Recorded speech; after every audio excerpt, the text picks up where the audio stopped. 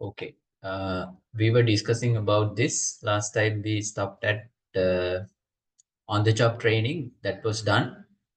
Basically, we had four areas to cover: uh, job instruction training, job rotation, coaching, mentoring.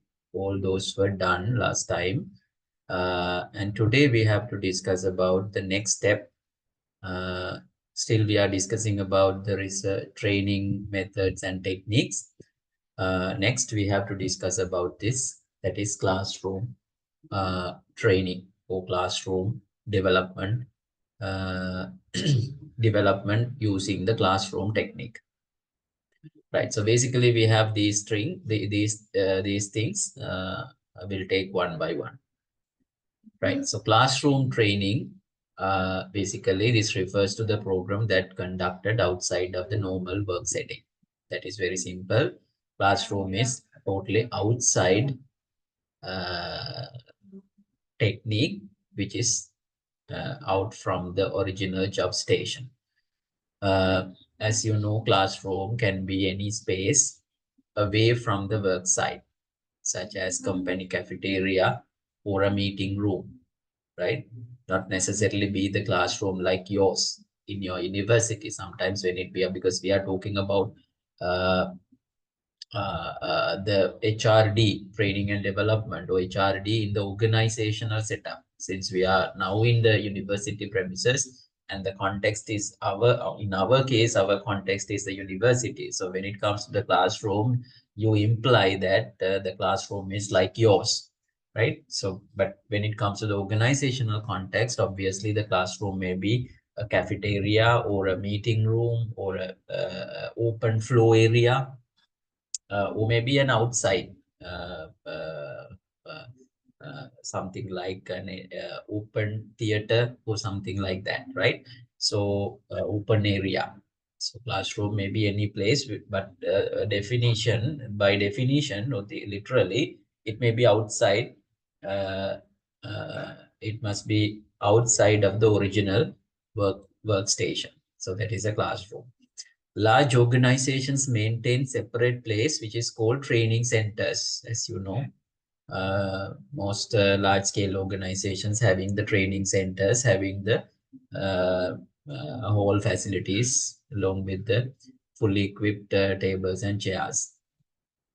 And advantages of this method is basically this method permit the use of variety of training techniques. Basically, we can use videos, lecture, and discussion and role playing within this technique. Right, in this technique, when someone using this technique, classroom training, obviously we can use through multimedia technologies, we can show the videos, and we can simply do a lecture, and we can have discussions, and we can uh, we can do the role playing exercises, let the participant do role playing, through which an environment can be designed or controlled to minimize distractions and interruptions and create a climate for conducive learning. Because basically, classroom environment, when you imagine our lecture hall, uh, we don't have any noises outside or inside within. When you have a training center, in a particular organization, they have designed a training center. In that, basically calm and quiet environment try to be maintained always by them. So in that case, obviously, uh, so we can have a conducive learning environment within the classroom setting. And the third one is that we can accommodate large number of trainees than on the job training. As you know, on the job training, by the name implies, as the name implies, employees located on the job, maybe only one or two employees located at a time. But in classroom setups, nearly we can put into the spaces available in the classroom, we can accommodate large number of students. Imagine our classrooms, right? For example, our lecture hall theater 1, lecture theater 1, 2, we can accommodate nearly more than 300 students at a time, right? So likewise, the main advantage is we can cover larger audience within this with this technique.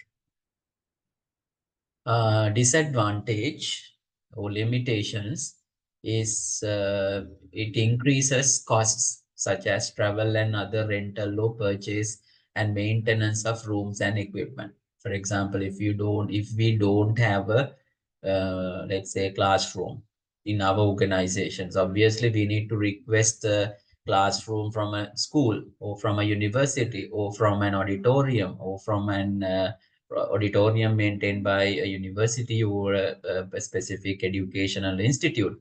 Or maybe we need to have a hotel, right? To have a classroom, reception hall in a hotel. So for that, basically, we need to spend money.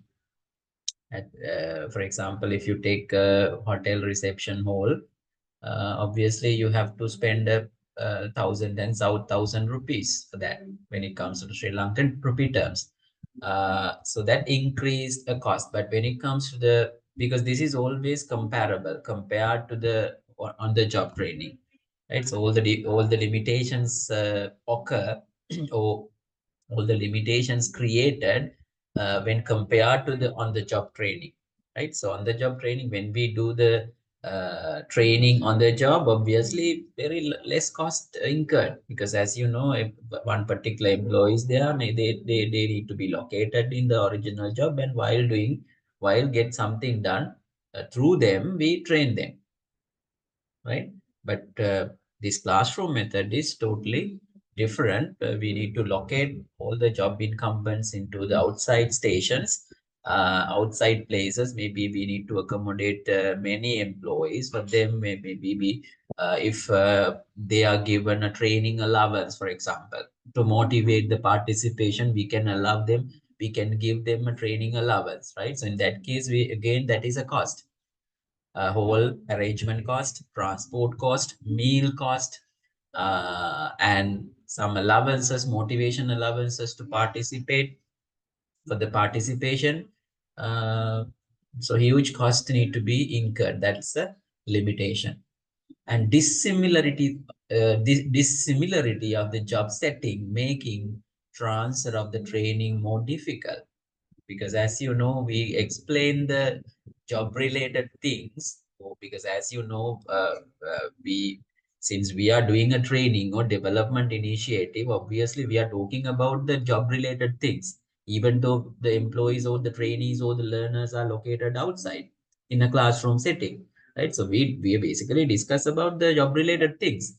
But when we discuss, suppose we are discussing, I am delivering a lecture on, let's say, how to motivate on improving a particular skill, then they are located in totally outside with the job, right? So then the transfer of knowledge that they are gaining is somewhat difficult on the job when they locate on the job, because sometimes the things that they learn in the outside classroom premises may be forgotten when they come back to the original job, right? So that can happen. Or this similarity of the job setting making transfer of training more difficult. Those are the limitations. And so 5 primary categories of classroom training: lecture, discussion, audiovisual media, and experiential methods. Let's take one by one. Lecture approach, I think no need to discuss. That is very simple and you know what it is. Lecture method involves the oral presentation of information by the subject matter expert to a group of listeners. For example, I'm doing a lecture. I'm a subject matter expert on HRD, and now I'm delivering what I know to you through this. One of the most popular training techniques, and lecture method is one of the most popular training technique. Why it is popular? Why it has become so much popular? It is an efficient way of transmitting factual information to a large audience in a relatively short time. So we can cover larger audience in a very shorter time period, and and also at the same time we can give a vast array of knowledge, right? So many things, because we are giving so much of knowledge within these 45 hours of time to you, right? So we are giving many things. The entire syllabus is taught within 45 hours, right? With a limited time period. 45 hours is the limited time period when it comes to our subject, right? So this is a very huge, large area we are covering, right? So that's why that is so much popular. If we could have done, sorry, if we are targeting like other methods like role plays and exercises, games, only one or two topics of all this from the all the syllabus can be covered, right? But with the lecture method, we can cover many things. We can cover the entire syllabus within this 45-hour period. That's why I'm always telling that with this traditional lecture method, I can't do any other kind of exercises because the format does not really match with the other methods. If I'm using other techniques for teaching or for training you, obviously, I would need much time, more than 90 hours, double I need, but as what I have been given, rather than what I have been given, right? So that's why the lecture method is very easy, and we can cover many things, even though whether or not you are gaining what I'm talking about, what we are delivering. So we can simply cover many things in a shorter time period, right? Rather than the other methods. So if we are using experiential techniques like active learning type of methods, obviously very simple or very limited topics can be done out of, since we have 14 titles to be covered in this syllabus. Out of 14, only one or two can be covered within 45 hours time. Given if I have to use different uh, experiential type or active learning type methods, unfortunately, right? But classroom training, we try our best to give many things, especially with the lecture, but that is not successful. That is not successful.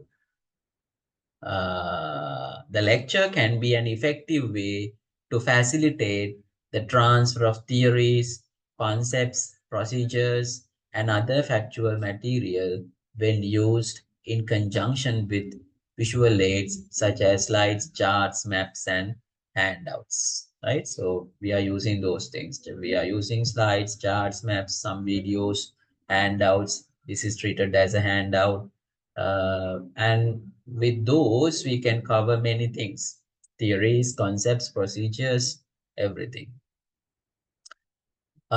Criticisms to this approach. Uh, Criticisms are normally disadvantages. It emphasizes the one-way communication. See, none of you are talking about this lecture with me.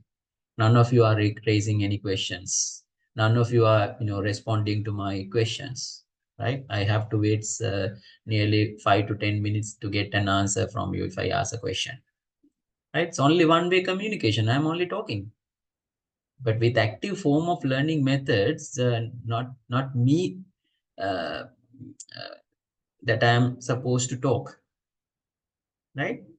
uh, So you are the one, you have to learn yourself, and you are the one you actively participate in learning. Sometimes, rather than me, you may be the one who are talking much rather than me. I'm keeping silent, right? So that is obviously in active form of learning, we promote two-way communication. But in this method, we have only one-way communication. Only the lecturer or the resource person talk and explain everything, and the participants may be listening, just merely listening, right? They don't actively participate. And even though, if suppose we have nearly 60 people in this class, right? If one talk single word, if one of you, if each ask single question, nearly 60 questions asked.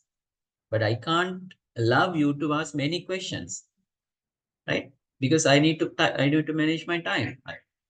I need to cover the syllabus, right? So two-way communications can be promoted, but with this format, only one-way communication is highly encouraged, because if two-way communication is encouraged, time factor is a significant time is a significant factor, right? So we need to control it.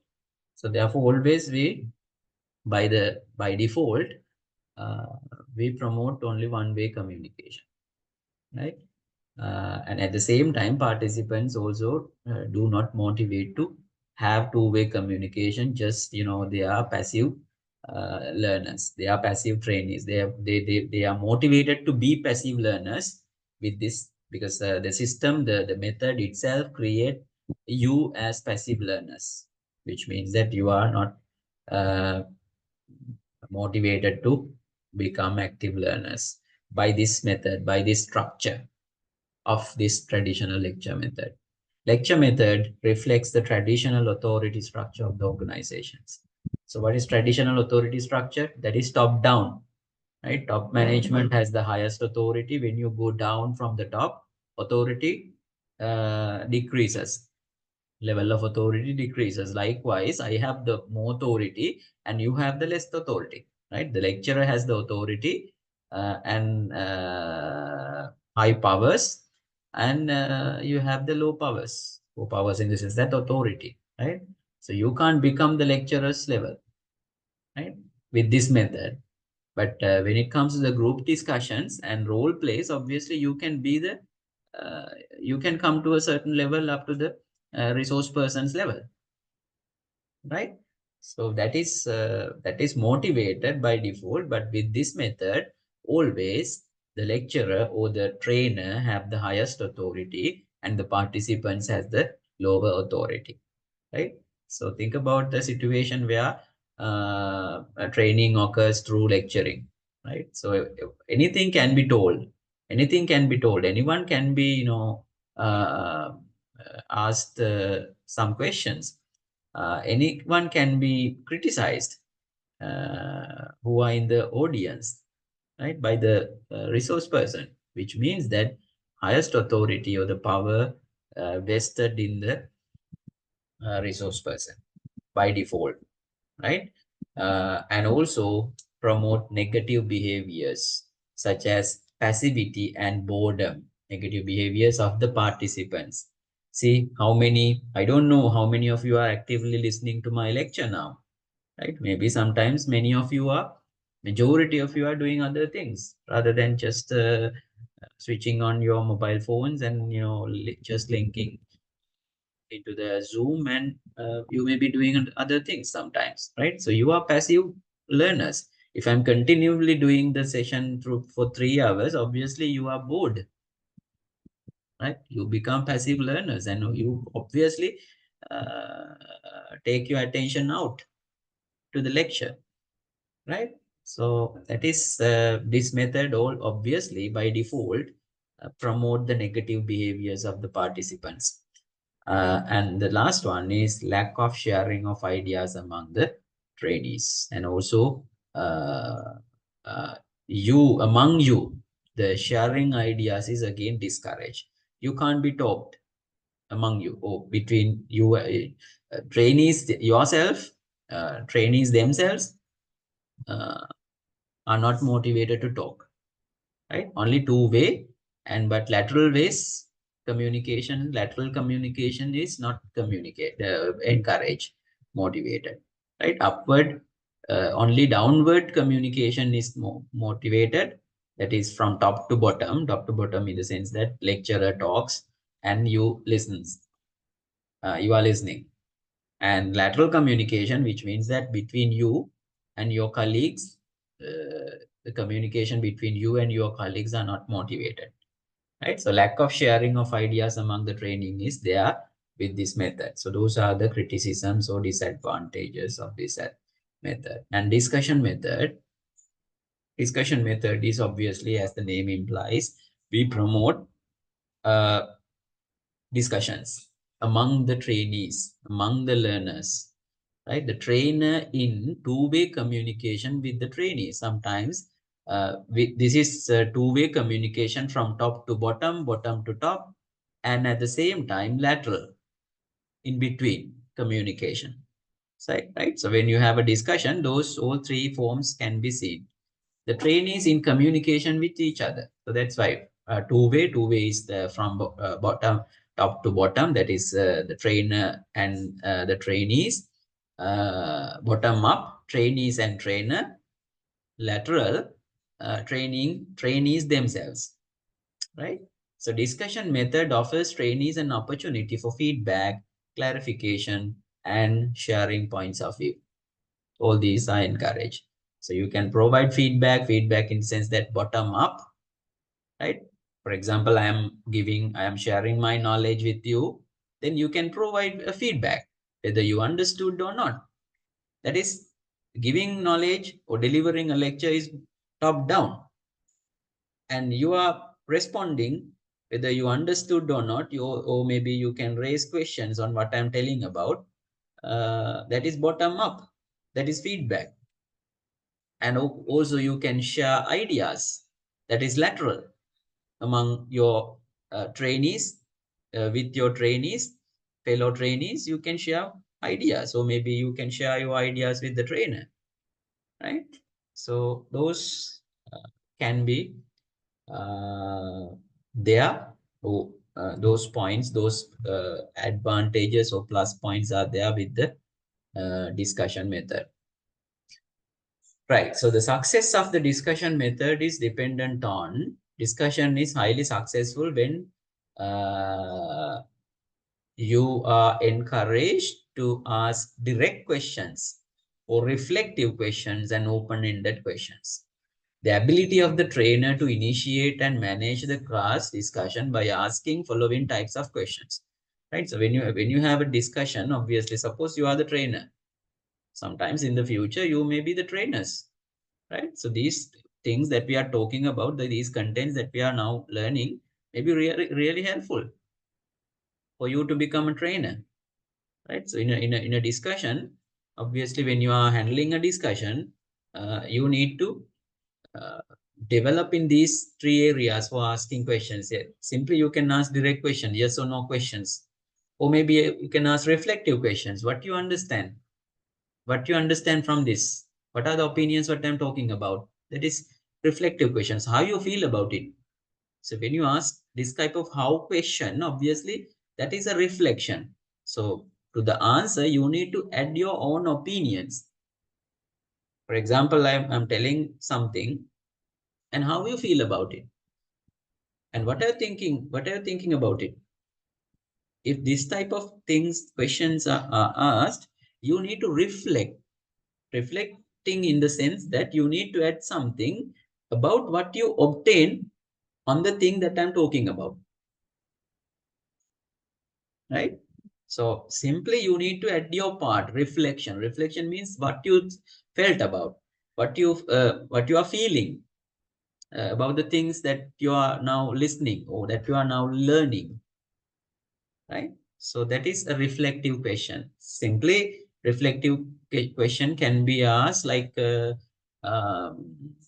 how you feel about it.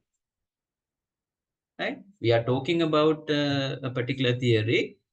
How you understand about it. Right? Simply, if I ask this type of question, you need to give a reflective answer. Then open-ended questions. So open-ended question, if I ask about if I ask an open-ended question, obviously you can write an essay. Right? Many things can be written. Many things can be given as the answer regarding the content that we are talking about. Right? Open-ended. So like an essay, the question can be answered like an essay. Right? So those things in discussion method simply uh, uh, these type of questions can be asked. Right? So in handling a discussion, we can ask open-ended questions. Simply, if you ask an open-ended question, a candidate or the learner must be given at least 5 to 15 minutes to answer it.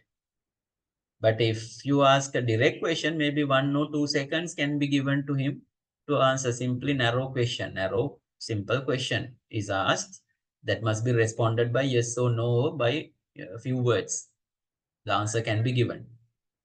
Right? Reflective questions at the same time, that is not something like open-ended, but shorter answer can be given in which you can simply highlight your opinion part, your feeling part, how you feel about it, right? So that is not much longer than the open-ended questions. Questions means open-ended answers. Right. So limitation of this method is a skill facilitator is needed to manage the discussion process. Right. A skill facilitator. As I told you, discussion need to be handled by a skill facilitator. Otherwise, the participants may talk about different things and the entire discussions may be totally out of control. Because sometimes there may be conflicts, there may be criticism, right? So if someone is presenting an idea, maybe a contrary idea, totally opposite idea can be presented by someone else. And if we can't manage the discussion, obviously, as the resource person, obviously there may be conflicts. Have you seen about the TV discussions on political discussions running on televisions? Right? So there may be some arguments, debates, and ending up with some conflicts, right? So therefore, the discussion need to be handled very carefully and by an expert on that particular subject, expert on the particular discussion, right? Whether the discussion is going on, right? The topic that the discussion is going on, subject expert on the topic that the discussion is going on. So obviously a skill facilitator on the subject that the discussion is going on. Sufficient time must be available depending on the question asked. If it is a short direct question, a very short time duration can be given. If it is a reflective question, relatively much time is given. And if it is an open-ended question, a higher time must be given, or larger time must be given, maybe that runs from 5 minutes to 15 minutes. Trainees need to have a common reference point. Right? So trainees need to have a common reference point in the sense that common topic, right? They must talk about X, they must talk about Y, not other things. So there must be a common topic and some references related to that can be given. Otherwise, they may talk other things and different things, and the entire discussions may be totally out of control, and totally the things that being talked about may be not relevant, irrelevant things, right? So those are the limitations. Right now, audio visual media. So in that sense, obviously, you know this one as well very much. Both the lecture and discussion methods have limited availability to adequately demonstrate dynamic and complex events. Audio-visual methods take advantages of various media to demonstrate the training material with respect to the complex events. Like, as you know, when we are using, these are very simple things, no need to discuss furthermore.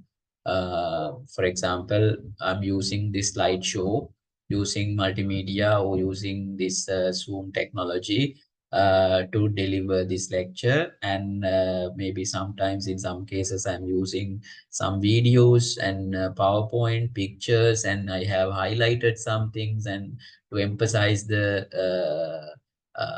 meanings and to denote the more highlight or more emphasis. Obviously, some words have been colored in other, or maybe small fonts and large fonts have been are being used. So all these are, to understand, all these are visual aids, audio visual media.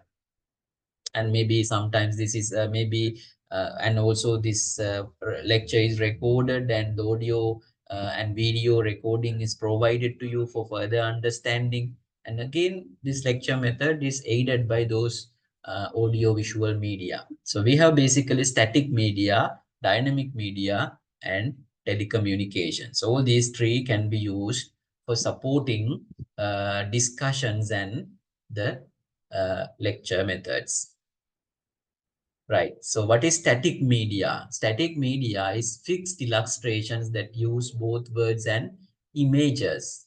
Right. So if, the classic examples are printed materials, your handout. So suppose this handout, this PowerPoint presentation is printed and given to you. This is a static media. Or maybe textbook, your textbook. I have recommended you the relevant book, right? HRD book. So that book is a static media. And slides and overhead transparencies. Earlier, we used that transparency sheets used by overhead projectors. That I think that technology is totally outdated by the PowerPoint, by the multimedia projectors. Right. So earlier, I can still remember how I did use the overhead projectors and transparent sheets when I was in temporary lecturer, when I was when I was serving the university as a temporary lecturer in around 2006 and 5 period. Right? So at that time, all the lecture halls were equipped with overhead projectors, and we were supposed to get the printouts of all these slides on a transparent sheets, and the sheet need to be shown for each sheet, for each slide need to be printed. Suppose we have 45 slides in the PowerPoint presentation, and 45 sheets need to be printed and on a transparent sheet, and each sheet need to be projected with a overhead projector. So that technology is now totally outdated. We can't see those type of projectors anymore in our university premises, and I think all of them were now yeah, totally what do you call this, disposed. uh, Now we have multimedia technologies in each lecture room, right? So the overhead multimedia projectors have been replaced by uh, the overhead projectors have been replaced by the multimedia projectors, right? So we don't want to talk about overhead transparencies because that is purely a uh, outdated thing, right? So we have this must be replaced by multimedia projections. Guidelines for preparing slides and overhead transparencies. So basically, when you suppose if you are a presenter, right? If you are a presenter, obviously, there are some guidelines to follow, right? There are some guidelines to follow in preparing PowerPoint presentations. So basically, in the preparation, because in order to be a good presenter, good lecturer, uh, you need to your PowerPoint presentation must represent everything according to because that presentation need to be prepared according to the standards in order to grab the audience, in order to catch the audience, in order to understand in a way that the audience is able to understand what you are talking about and what you are presenting about, right? So those things need to be carefully considered. So therefore, when you are presenter, static and multimedia preparation and handling and using need to be thoroughly understood and learned. So in this slide, I'm trying my best to give you some points, especially when you prepare your PowerPoint presentations, because this is really important when you are presenting your assignments And I noted several times that some students are presenting with some slides, with overloaded slides. In those slides, there are so many things overloaded in one slide, right? So and the fonts they are using, uh, obviously it's sometimes not readable. The size is not visible. Different font styles, patterns have been used, right? So these things must be known very carefully, and you must learn all these things, right? These slides giving some hints to prepare and present, especially at the preparation, what are the tips to be followed, and at the delivery, what are the tips to be followed are given in these slides, right? Especially under this static media. Preparation. Present one major idea or concept on each slide or transparency, right? Suppose one idea, one slide. So which means that in a slide, you need to present only one idea, right? One topic. Use only a few keywords or phrases, right? In the slide. Fewer than 6 words per line and 6 lines per slide. Maximum 6 words across, right? So here, for example, you have 1, 2, 3, 4, 5, 6. This is enough, right? For one sentence in a slide. And across, from top to bottom, in the slide, maximum 6 bullet points can be accommodated. 1, 2, 3, 4, 5, 6. Right? So that's more than enough. 6 words per line maximum and 6 lines per slide. Got it?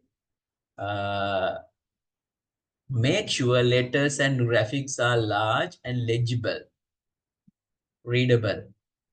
Right? Small fonts are not readable. Are your slides well designed? Right? So you need to use a very good style, readable, eye-catching style. Are your slide interesting? Use color different type styles and graphics, right? So too much graphics is again eye detracting. Too much colors using is again eye detracting, right? So in order to attract your eyes and catch your attention, grab your attention, obviously you need to use very simple colors and very eye-catching colors and styles, right? Charming colors and styles. Are your slides appropriate for the subject? Is current technology being appropriately utilized when making and using the slides?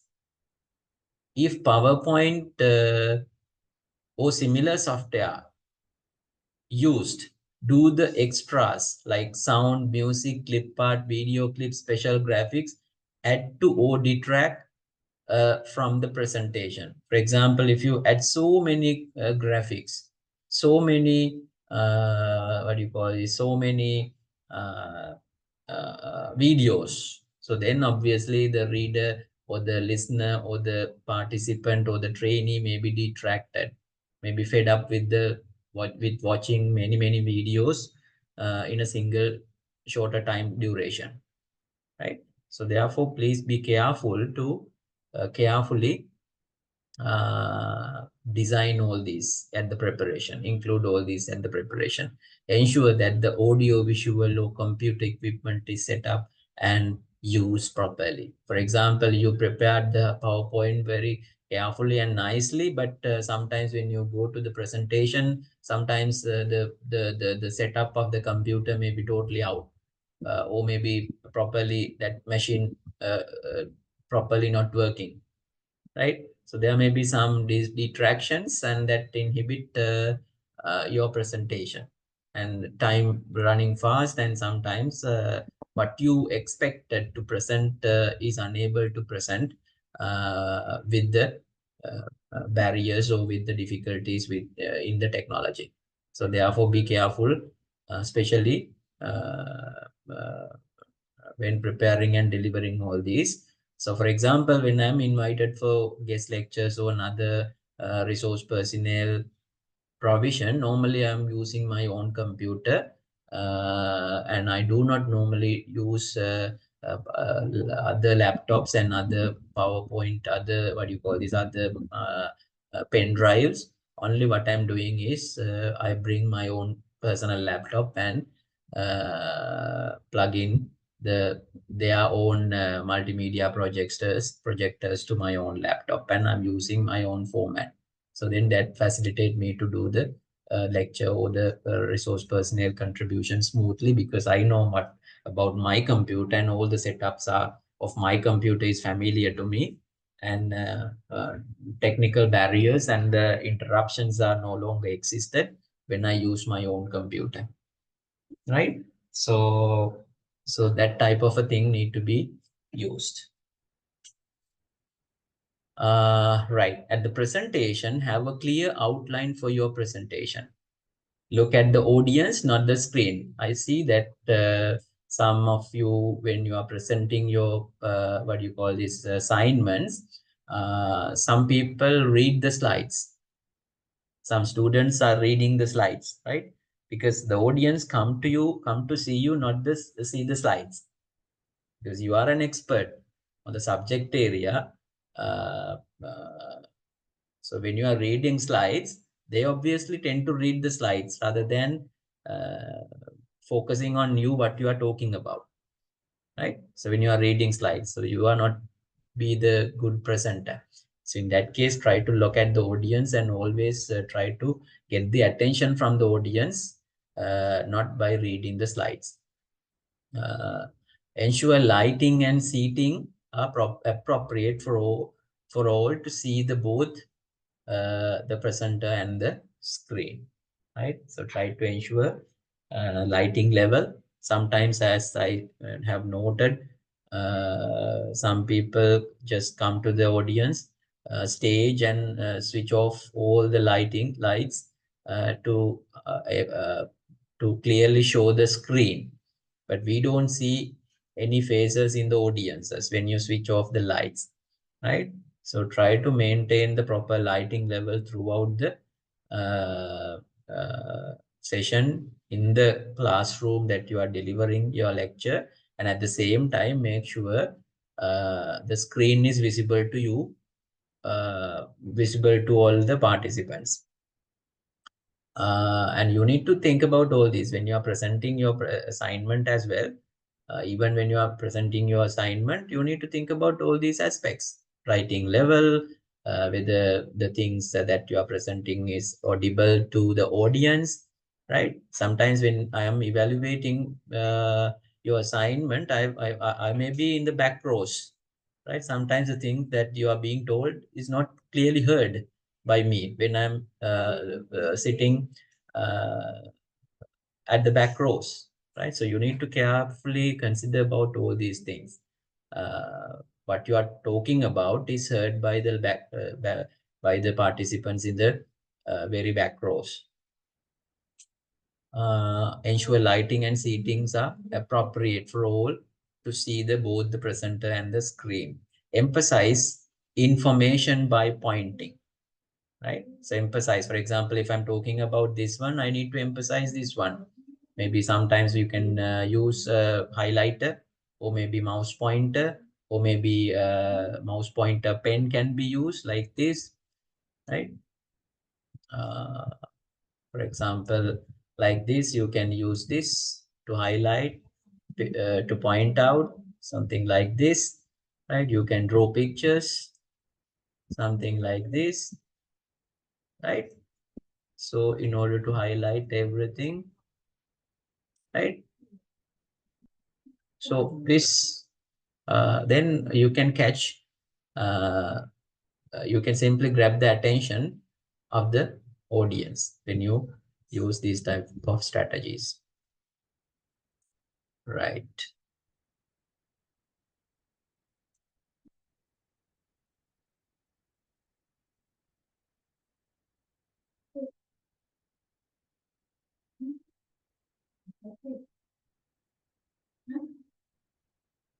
Then avoid the reading bullet points exactly as they appear on the slides or transparency. Don't read the bullet points. Cover the projector. Don't cover the projector to emphasize an important verbal point or make it blank, right? So basically cover the projector. For example, in order to avoid seeing the screen, simply you can switch off the projector. You can make the projector blank by using the control keys of your laptop, of your keyboard, right? So you can keep the entire screen blank if you want to have a small discussion with the participants, right? So keep cover the projector or keep it blank, make it blank to emphasize an important verbal point or have a small discussion with the audience.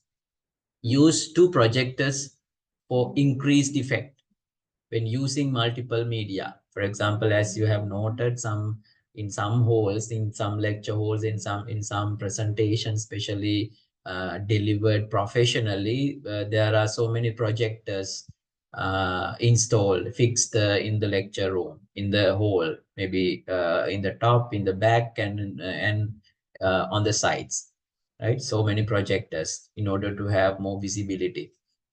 Obtain group involvement by writing on whiteboard or blank transparency. So forget about the transparencies.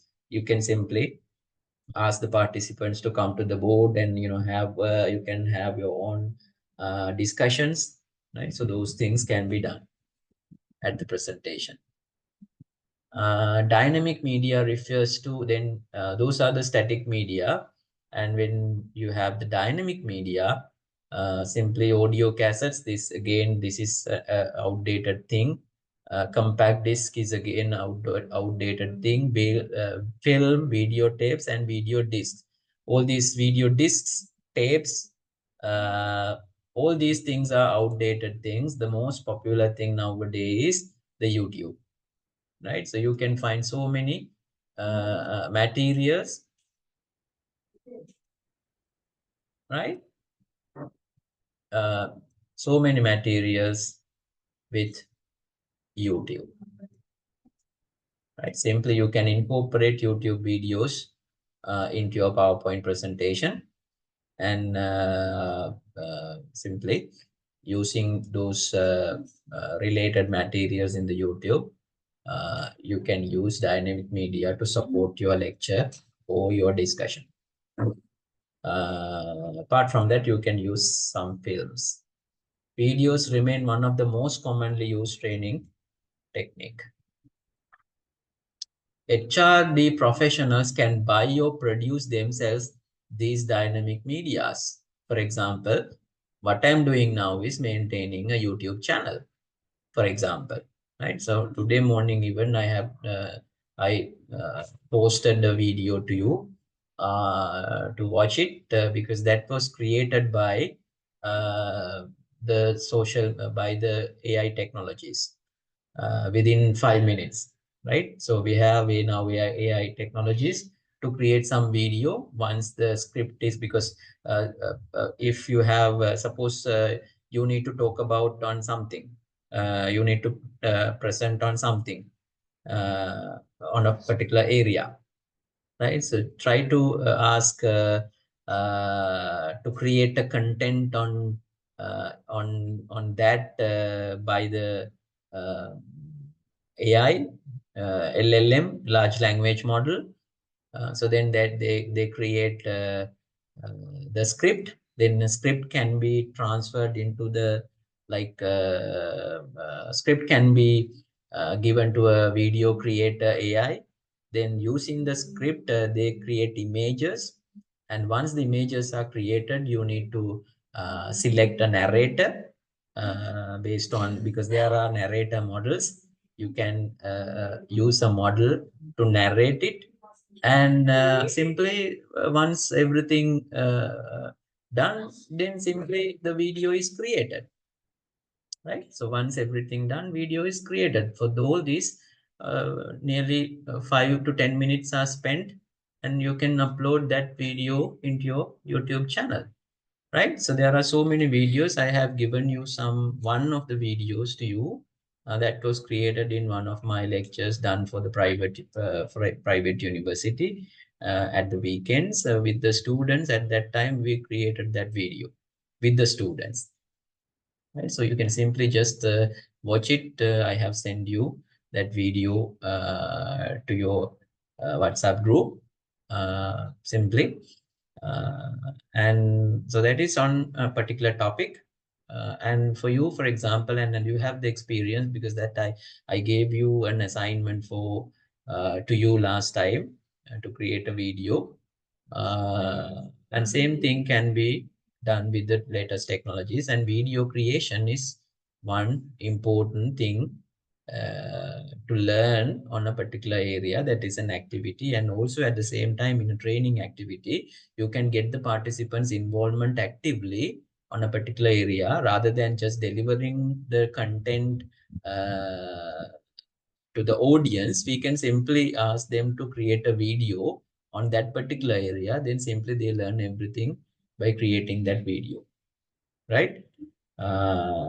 So those are the active forms of learning, right? So production effective training video is a complex process that involves several activities. Dynamic media creation and production simply. So these are the steps involved in uh, uh, production of dynamic media. But nowadays, you don't want to storyboarding. Storyboarding means story building. Pre-production, that is scheduling, casting, crew, and equipment selection. Shooting, you need to shoot the video, and post-production and distribution. So you don't have to worry about this is the traditional way of video creation. You don't have to worry about all these things, right? But nowadays with AI, you can do everything in one or two steps, right? So follow the instructions that I have given in my YouTube channel, and you can see simply all these uh, how to do it. For example,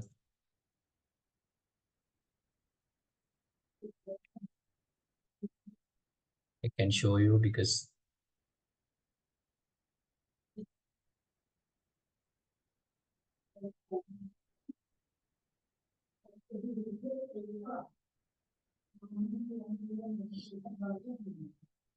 right. For example,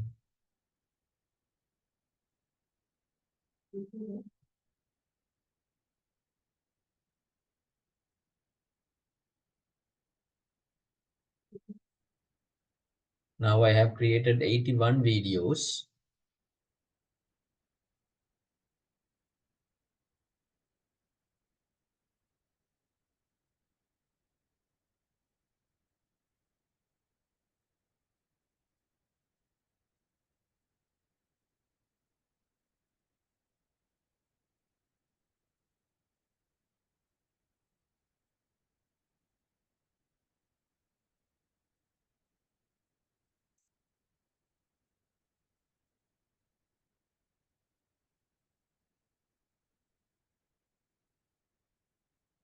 Right, this one.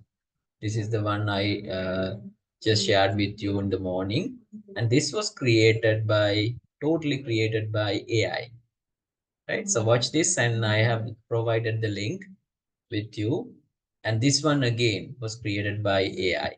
That is relating to the gender stereotype change. All the video clips and the narrators and the script, everything was created by the AI, and simply by by in a very limited time, maybe within time 5 to 10 minutes, you can create a video like this, right?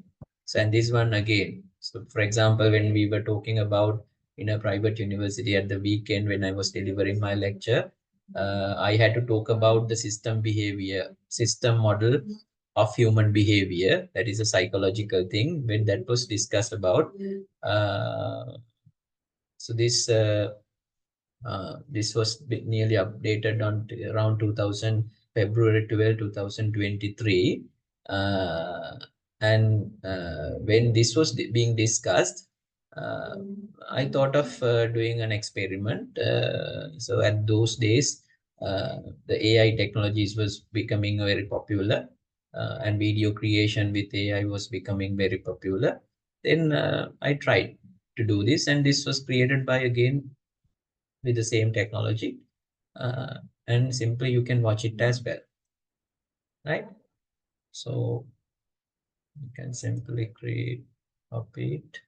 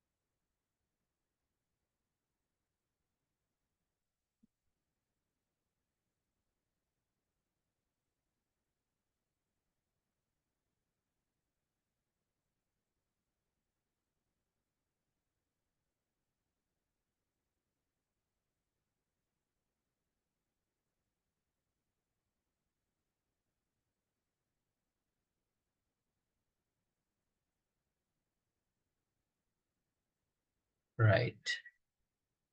So now I think the time is over. Uh, we are supposed to wind up. Uh, then we are discussing about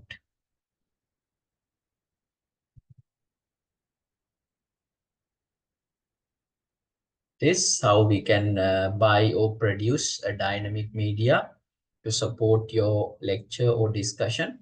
Simply, as I told you, you can create your own AI. Suppose you are supposed to uh, present on gender stereotype, HRD, for example, in a presentation. In that, simply you can use AI to create some videos to support your content. Right, telecommunication is the next one, and that can be discussed by next time. Right, thank you. If you have any question, you can ask. Otherwise, we can wind up.